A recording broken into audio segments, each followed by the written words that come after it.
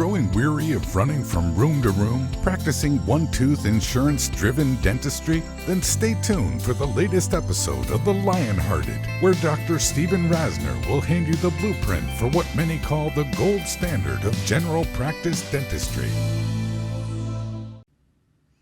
Hi everyone, it's Dr. Steve Rasner and you are tuned in to The Lionhearted. And guess what? I've been informed by my producer, course director, many roles that she runs for me, Beth Hoffman, that I made it, that this is my 1-year anniversary podcast. So if you want to send me a anniversary email, it'll be more than welcomed. And you can send that to Dr. Rasner at AOL, DrRasner at AOL. By the way, the real reason I'm giving you my email is because I want you to reach out to me and let me know if, after a year, if these podcasts are helping you, like many of you do. And if there's some subjects you want me to talk about. Hey, listen, I don't know what my original agenda was for. I just thought I had been a guest on so many podcasts and received so much email after no matter whose podcast I did, that it seemed like a natural to me. And a year later, by the way, if you're watching me tonight, it's being co-hosted by one of my cats, Tabitha. You'll see the top of her in the chair next to me. So I've learned a lot in the last year of doing these things. Like, just be real. Like, I knew that anyway, but if my cat's in the picture, it's not going to get edited out. I like to do these after work because I like to bring to you guys things that happened that day. So I've kind of changed when I do these. Sometimes I do them on the weekend, but I like to do them after work, even though I'm sometimes a little haggard looking. And I've learned that I'll probably never be humongous in my followings of people that follow the Lionhearted. But I'm okay with that because it's worked out just fine. Enough of you have reached out to me, at least to now, to inspire me to keep doing these. And you know, those of you that follow me know what this is. And forgive me for being redundant, but this is a conversation between a guy that's been doing this 39 years and has had a fair degree of success in an area of the United States that probably reflects many of you that watch me or tune in to the audio portion of this. You know, it's a real beat up part of the United States. And using the principles that I've been setting forth, and I know a lot of times I'm very redundant. I'll go over things because that's life. Sometimes certain things on certain weeks echo to me, and I feel like telling them to you again, even if I told you about them a month ago. And that's what I want this to be. It's a dialogue. It's a coaching thing.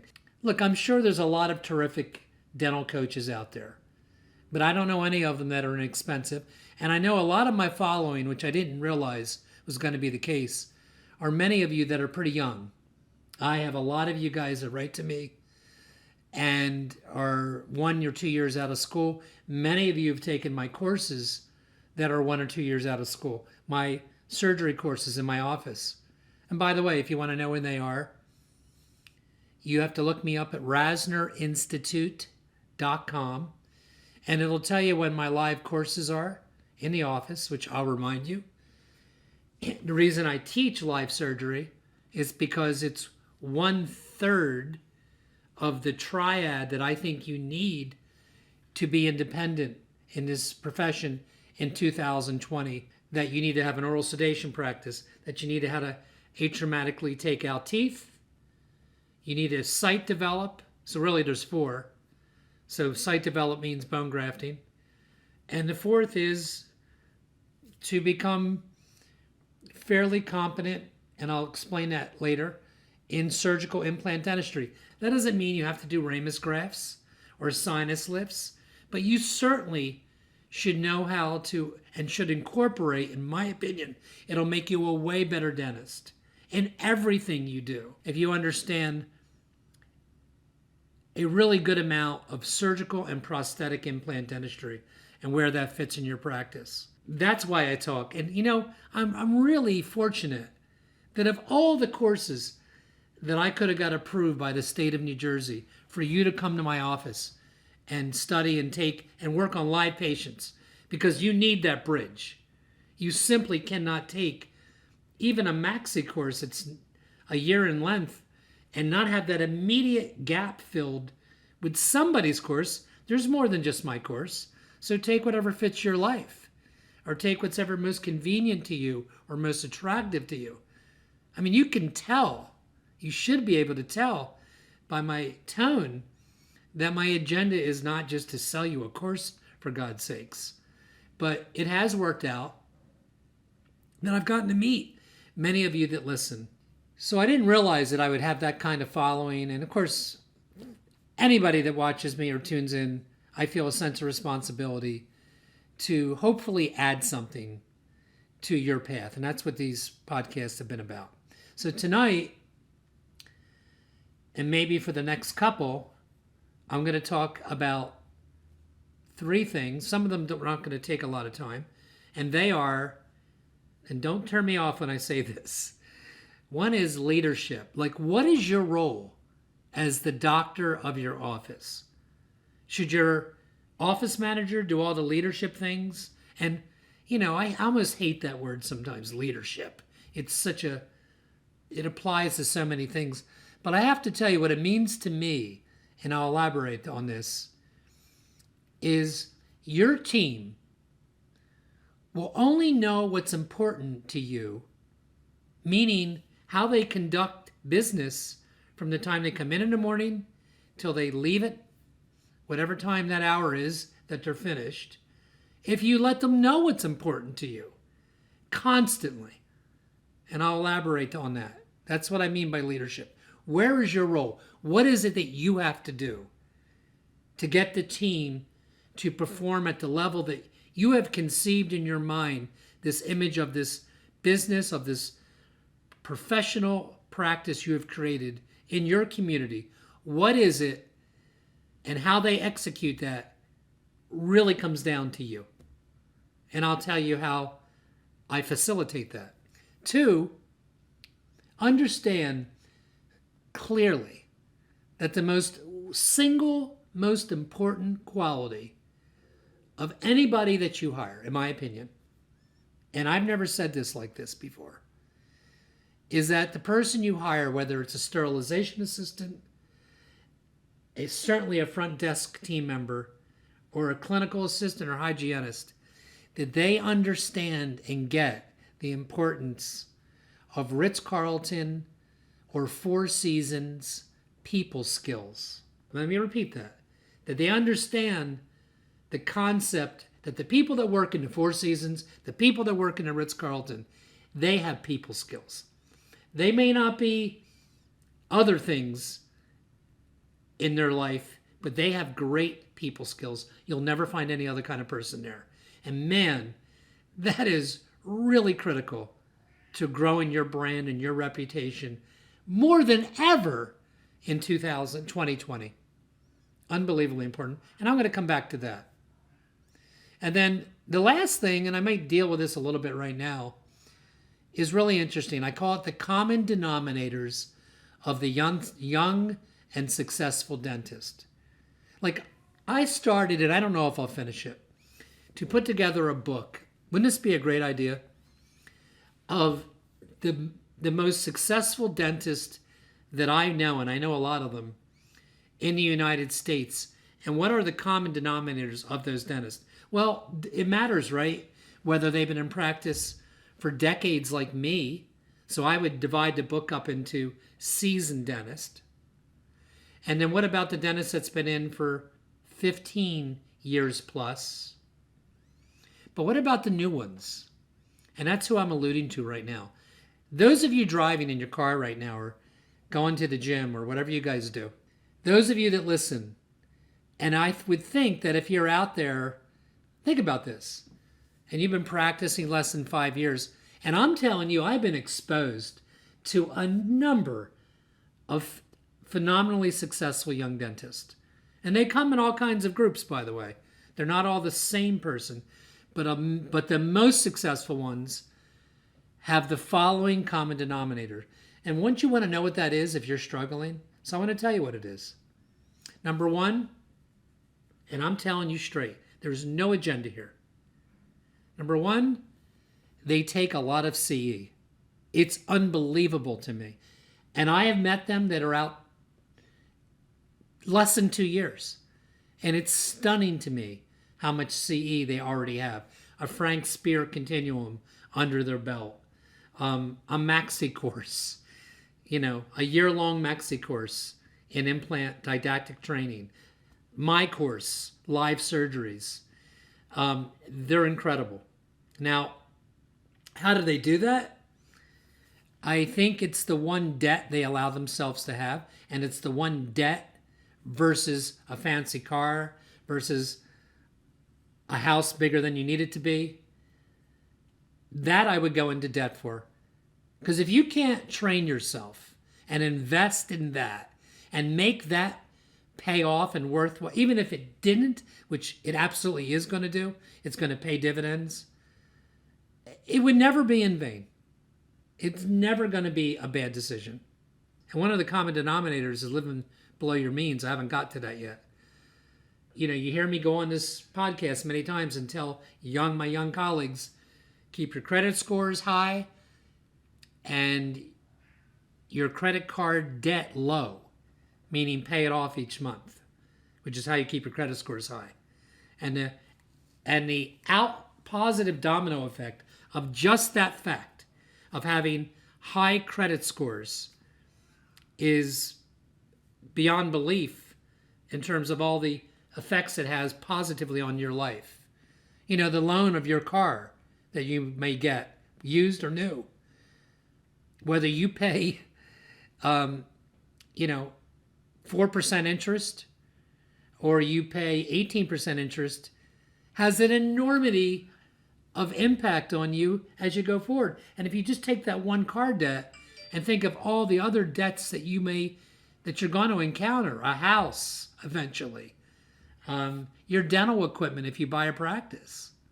So that's a conversation of detail for another time, but I think it's obviously something all of you should agree with. So the common denominators are they take a lot of CE, and maybe they borrow, I'm sure they do, to take that CE. Number two, they took the chance. If they work as an associate, it's a good associateship. And in the meantime, they have a finite plan for their own gig. In other words, they've bought a practice somewhere, or they're in the middle of getting ready to buy a practice. And to make ends meet in the beginning, they're working as an associateship. What they are not doing is they are not full-time associates. So don't freak out if that's what you're doing the first year or two, but don't get stuck in it indefinitely. Have a plan. So they take a lot of CE. They are in the midst of a concrete, definitive plan to have their own gig. And their own practice. And a lot goes into that. What kind of practice should you buy? And listen, I don't have all your answers, but I'm not the only one out there on these airways. But I have a lot of answers. I can tell you what I wouldn't do. And I can, you can run it by me. I'm one of your mentors. The third thing they do is they live below their means. They don't have new cars. I'm not kidding. They paid off their school debt very early or are in the midst of doing it. They live below their means. So they take CE. They got a finite plan to not be stuck in an indefinite associateship, or certainly a bad one. I'm sure there's good. I think my associateships are good with the doctors that come in and work for me. I hope they're good. At least I like to walk my talk. But if they're either in a good one or they're having a plan within the next 3 to 4 years to have their own practice. And then 3, they live below their means. All of them do that. It is so impressive. I didn't do that, guys. I did not live below my means. And that is not a smart way to go. They're not crazy partiers. They're grounded people. Most of them have a significant other or a family already. Look, I don't know how far to take this, but one thing I am positive of is that these are the common denominators. So ask yourself, are you taking a lot of CE? Do you have a plan? Are you living below your means? They're easy. Whether you have a significant other or not, of course, part of that depends on your path of life. But it's not even that. I just think they're grounded. I'm sure they're not, even the ones that don't have a significant other are not going out partying 4 nights a week. I mean, this is your training grounds, man, for the rest of your life. Right now, these first 5, certainly no more than 10 years, you are setting yourself up for the rest of your life right now. Are you creating an enormity of debt? Is that what you're doing right now with the big house? And I mean, I know this isn't sexy.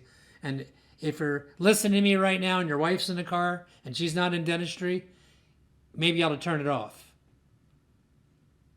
I mean, it's not a pleasant thing to hear if you're not on the right track, but you can change it. You can change it.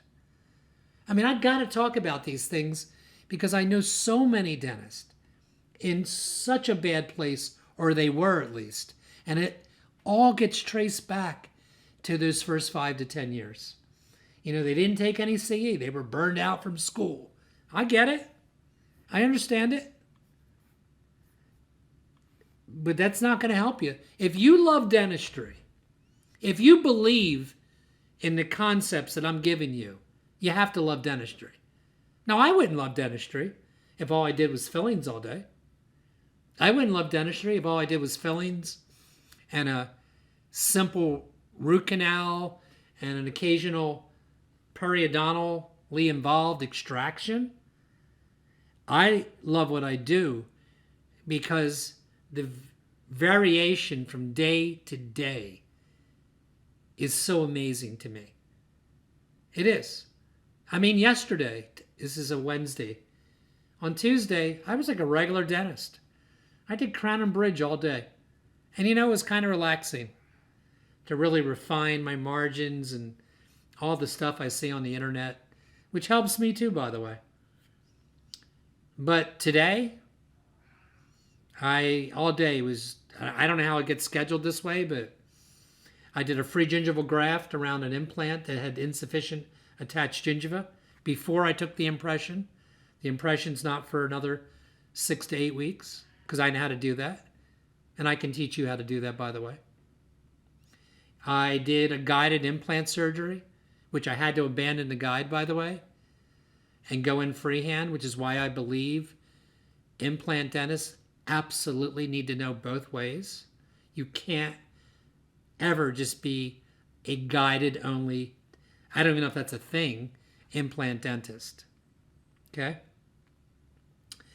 And I also in that day did a couple easy root canals. I mean, it's the variation for me. And I think that's the beauty of CE. For me, it is. And also, most of the guys that I meet that are very successful early on know their limits. They're grounded people. You know, they're not out there learning a technique that's challenging and going right back and doing the most challenging technique. Now, look, there's a big difference between you learning to do implants in abundant bone and you learning to do a ramus graft, and not maybe, you know, taking a course and not watching somebody a few times. These guys also seem to work also in conjunction with oral surgeons at times. A lot of them have good relationships with oral surgeons and or a periodontist or both. And they'll be able to incorporate in their spectrum of relationships the fact that they do implants. But they also refer. And many, many times that oral surgeon or periodontist will allow them to watch them do some of the procedures. That's a beautiful, beautiful way to learn. Not everybody's like that. So let me sum up the common denominators. It's taking CE. It is having a plan and process so you're not a lifetime associate, unless you have an amazing associateship. And even if it was that, I'd have to think it out more, but I think I'd have a plan. You work too hard. Unless you enjoy that, just being an employee of an outfit, of an organization. 3, they live below their means. 4, they are grounded. They're not, they understand the importance of family, whether it's your immediate family or your new family that you've acquired in life. And I think that's something you really need to think about. Let me go back before this podcast is over to the leadership thing I talked about for a few minutes. So I said to you, it's your job to allow your staff to know what's important to you. And I got to tell you something. Even after doing this for 3.5 decades, even after having multiple employees over 20 years with me, I still find the need constantly to remind my team the parameters. I'll give you some examples. So how do you do that? Where do you find the time? It's in 3 areas. One is you should have an AM meeting, a morning meeting every single day. If you're not having a morning meeting, you're not maximizing your productivity. And write to me if you want me to elaborate on, because I have talked about it on other podcasts, or go back and see, because I know a lot about I don't have meetings because it sounds impressive to anybody. I don't really like to have the meetings. The meetings to me are CE for us. You need the CE to become a dentist that stands out amongst the rest. You need the meetings to talk and translate ideas into action. And the morning meeting, primary function is to reduce the bumps of the day coming up. We're only talking about a 10-minute meeting. But, what do you do if your hygienists have already started? All these details that maybe you can't figure out. I remember my meetings used to be way more than 10 minutes in the morning. And they were about looking at the schedule. Or there are potential bombshells here that we are setting ourselves up to fail today. Or all the lab cases here. And you better know that the day before, not the day of. Will this schedule as presented right now actually work? Will we be on time? Being on time is the number one way you can distinguish yourself from most medical and dental offices in the world. I don't mean that they sit only for 10 minutes. I mean they come in and they're brought back to an operatory. They barely have time to take off their coat. That's what I mean. And if your staff doesn't think that's important to you, if you're not that doctor, then why would they think it's important to get them back? And these are things, by the way, that I constantly have to go back and drive to my office. Getting the little balances every day in your practice. Those little balances that maybe somebody once owed $8,000 and they only owe you $119 now. And maybe that doesn't seem like a big deal to that front desk member. Well, guess what? It is a big deal because everyone got paid but you, by the way. Everybody. The labs, that employee got paid. The electric got paid. The dental supplies. You didn't get paid. And our profit structure, unlike most of the public thinks, isn't all that great for most of us. To have an overhead of 35% is a big deal in most practices today. Obviously some of you have 50%, I get it. But to go out, and especially young guys that may be listening, to have a stocked practice with new equipment, oh my God, it's really hard to achieve a higher net than 38 to 40% in most cases. Very, very hard to do. So when you're not getting paid that last 5% of a balance, it's big. So does your staff know that's important to you? There's so many things.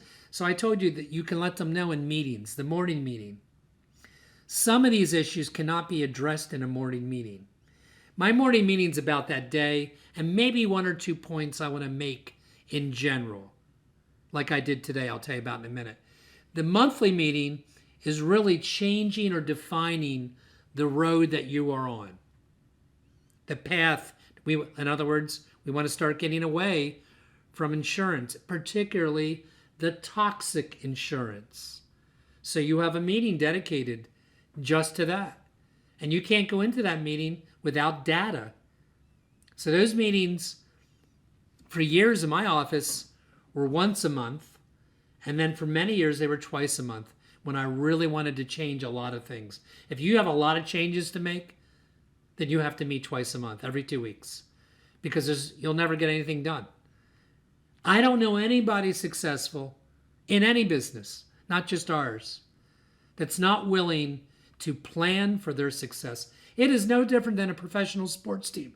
We're in the football season right now, not having a plan to beat the opponent. The opponent, for us, are lots of opponents. One's called life outside of dentistry, toxic insurance companies, corporate dentistry for a lot of us is an opponent. It's an opponent for me right now, because I service and offer, I believe, different things than most. I know there's probably outstanding corporations in dentistry. I don't know too many of them at this point. And so I'm not that voice, so that's what you're not tuned into tonight. And then sometimes I have spot meetings, like they weren't planned. And I'll say, I need everybody in the break room for 5 minutes at 12 o'clock or 10 minutes or something like that. We'll make it work somehow. And lately I did it today with regards to legal documentation. I just think our documentation stinks.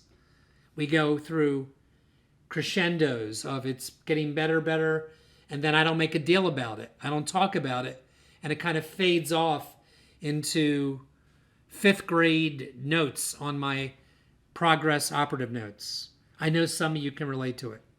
It's a hard thing, and I'm working on some solutions I'll be willing to share with you very soon.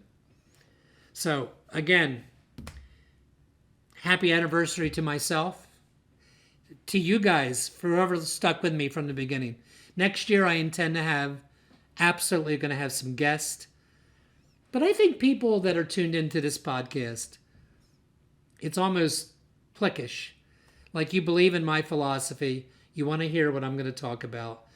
So I'm not going to have a million guests. I'm going to have the guest, maybe Michelle would be a great guest to talk about the 3 things I think she's great at. Getting people to go out and network, getting the significant other to come to that initial appointment, and then getting paid up front. Like they're 3 big skills. And I think she's definitely worthy of more than just one appearance. So you can look forward to that.